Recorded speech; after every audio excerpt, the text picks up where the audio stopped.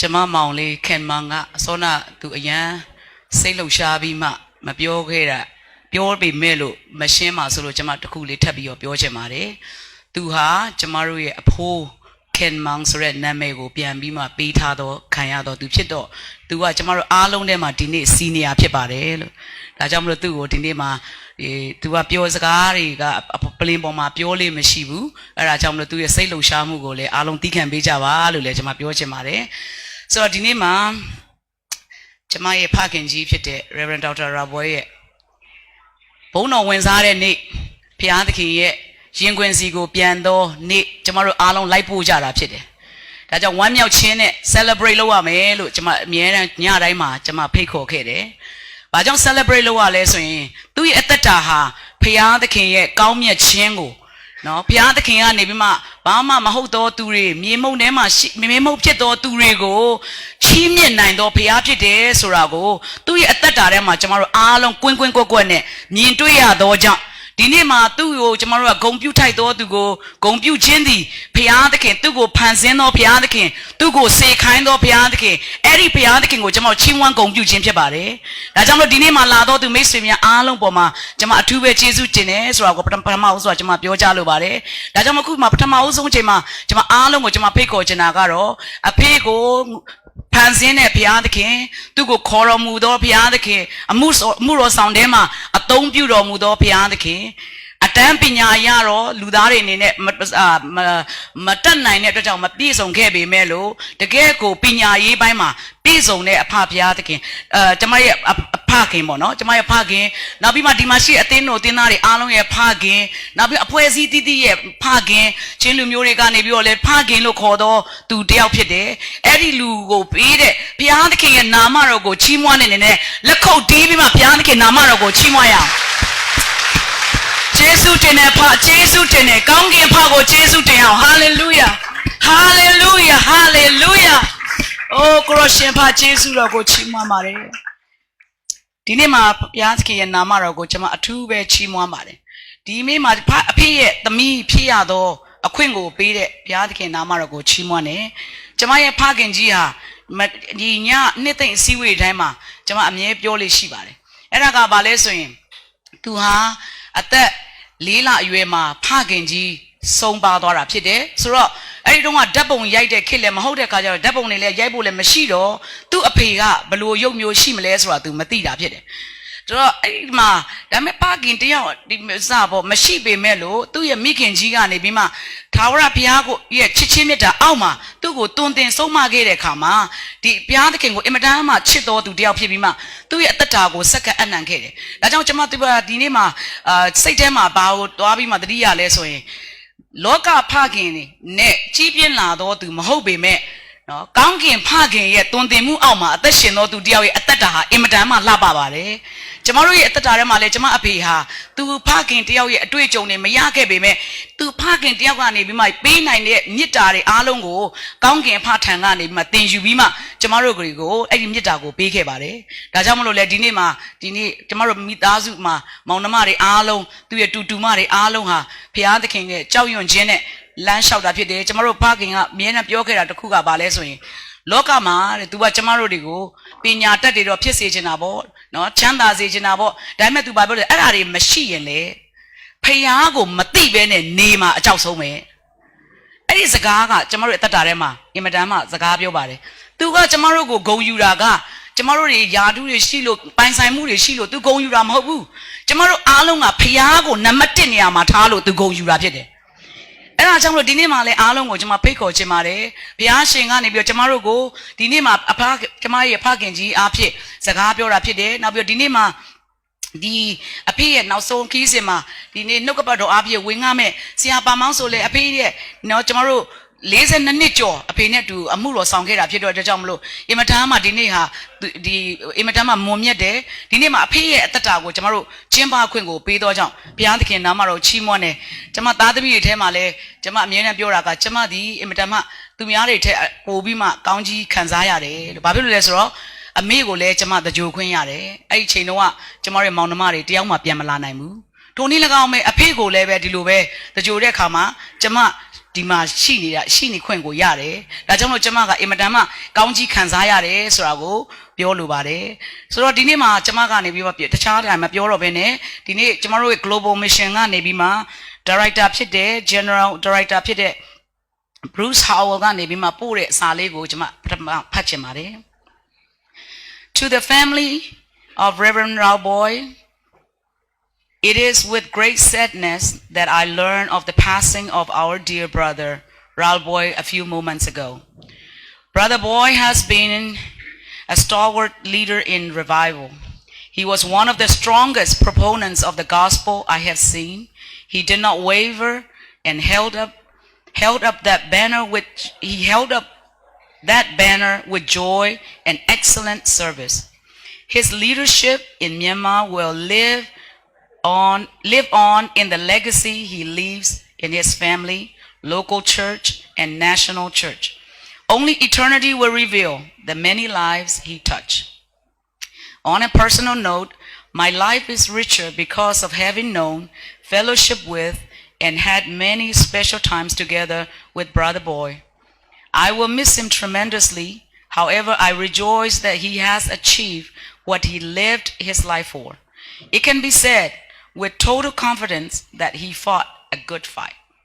finished his course, and kept the faith. On behalf of the United Pentecostal Church International, specifically Global Missions, I want to express our sincere condolences on the loss of a great man of God. Brother Boy was truly a pioneer of the Pentecostal movement in Asia and especially in Myanmar. Please know that the worldwide Global Missions family in 233 nations and territories are praying for you during this difficult time. God bless you and comfort your heart with the great memories of the anointed man of God. Sincerely, Bruce Howell, General Director, Global Missions, United Pentecostal Church International. ဆက်လက်ပြီးမှကျမရဲ့ညီမကနေပြီးမှအဖေအတွက်သူနှုတ်ဆက်တဲ့စကားကိုကျမဒီကနေမှတစ်ဆက်တည်းမှာဖတ်သွားခြင်းပါတယ်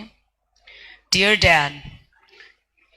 ပထမဦးဆုံးအဖေလိုဖခင်ကောင်းတယောက်ကိုပေးတဲ့သခင်ယေရှုခရစ်တော်ဖခင်ရဲ့နာမတော်ကိုချီးမွမ်းပါတယ်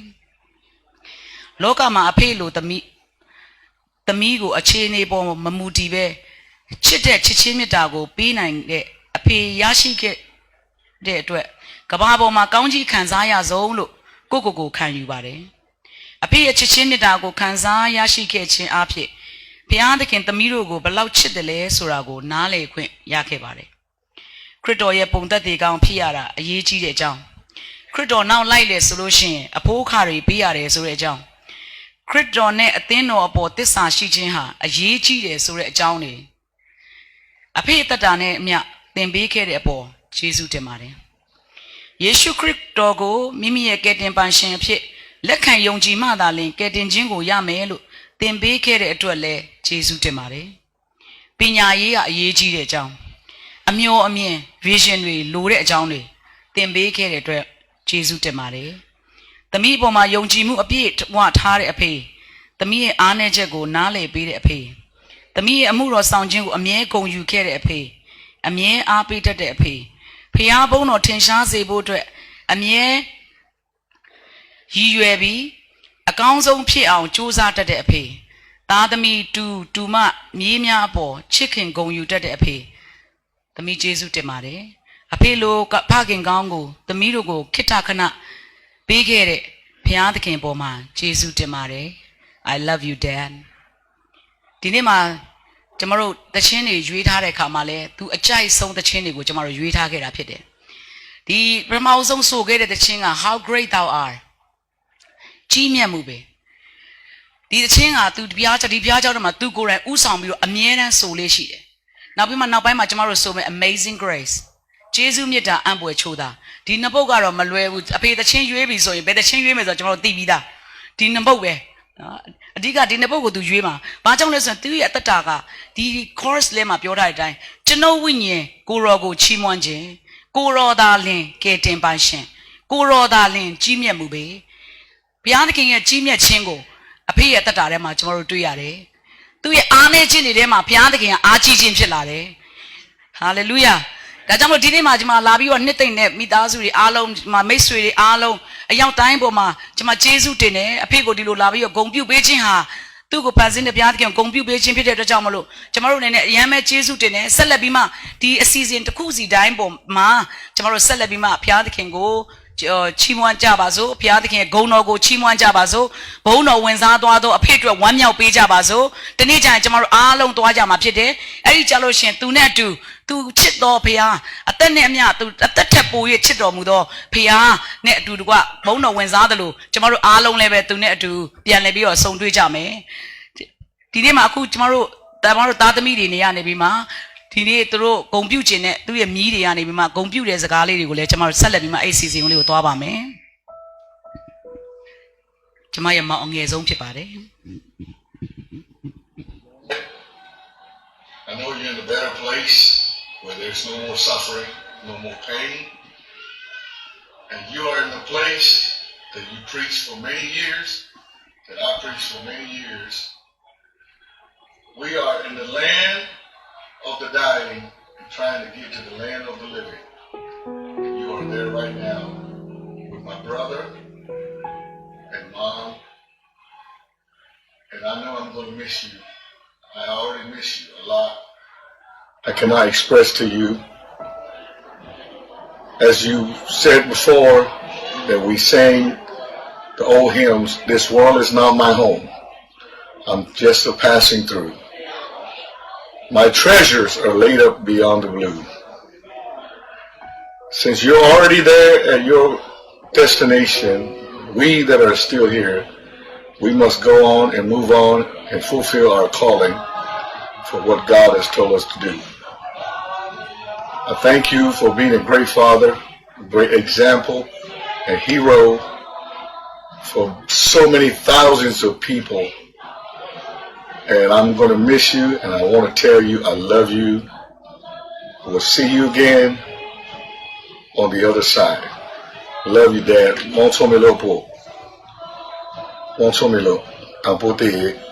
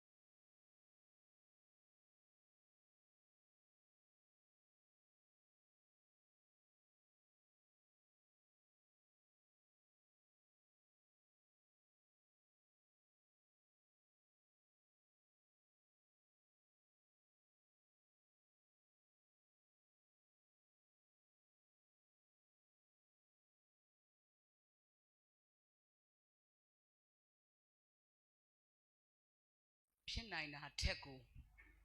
ရှေ့ကိုတိုးဖို့ပိုကောင်းဖို့အတွက်ကျမတို့ကိုမွေးထုတ်ခဲ့သောဖခင်ကြီးဖြစ်ပါတယ်။ဒါကြောင့်ဒီနေ့မှာသူ့ကိုဂုဏ်ပြုရသောကြောင့်ကျမအနေနဲ့အင်မတန်မှဝမ်းသာတယ်။သူအရန်ကြိုက်တဲ့သချင်းလေးကိုကျမနောက်ဆုံးပိုင်းမှာထည့်ထားပါတယ်။ What a day that will be.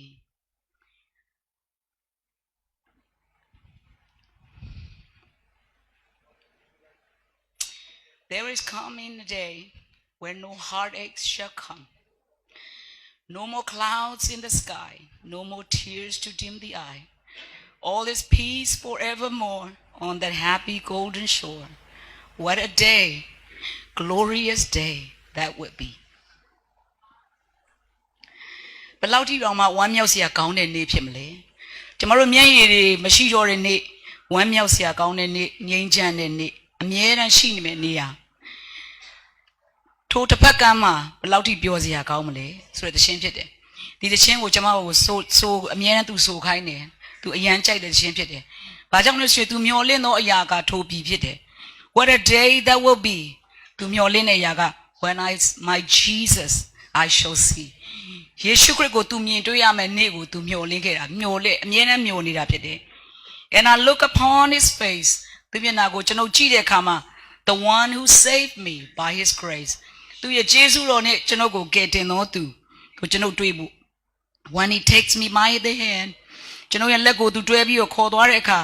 Lead me through the promised land ဂရိတော်ပြည်ကိုသူလက်တွဲပြီးမှခေါ်သွားတဲ့အခါ What a day glorious day that will be ဘယ်လောက်ထိအောင်ဘုန်းတော်နဲ့ပြည့်တော်နေဖြစ်မလဲ There will be no more sorrow there ဝမ်းနည်းခြင်းဆိုတာအဲ့မှာမရှိတော့ဘူး No more burdens to bear ပင်ပန်းဝင်လေးတာတွေမရှိတော့ဘူးဝန်ထုတ်ဝန်ပိုးတွေမရှိတော့ဘူး No more sickness no pain မကြမ်းမာခြင်းတွေနာကျင်မှုတွေမရှိတော့ဘူး No more parting over there ထိုအရက်မှာတော့ခွဲခွာခြင်းမရှိတော့ဘူး And forever I will be ထိုနေရာမှာကျွန်တော်ကအမြဲတမ်းဖြစ်တော်မယ် With the one who died for me ကျွန်တော်အတွက်အသေးခံသောသူနဲ့အမြဲတမ်းထာဝရရှိတော်မယ် What a day glorious day that will be အင်မတန်မှသူကြိုက်တဲ့သချင်းဖြစ်တယ်ဒီနေ့မှလည်းပဲ What a day dad ကျွန်တော်တို့သူ့ကိုကျွန်တော်တို့နဲ့သူနဲ့စကားပြောတဲ့အခါမှာအမြဲတမ်းဟိုပါဘောနော်အင်္ဂလိပ်လိုအများသောအဖြစ်ပြောဖြစ်တဲ့အခါကျတော့ကျွန်မသူ့ကိုကျွန်မနှုတ်ဆက်ချင်ပါတယ် Dad thank you for trusting in me thank you for loving me thank you for believing in me more than I could be because of your love and because of your merciful life we will be better off and we will be better than before we will move forward and we will push ourselves to do our best and do all the things that you told us to do from here we want to say we love you we will never be forgotten goodbye for now I love you Dad thank you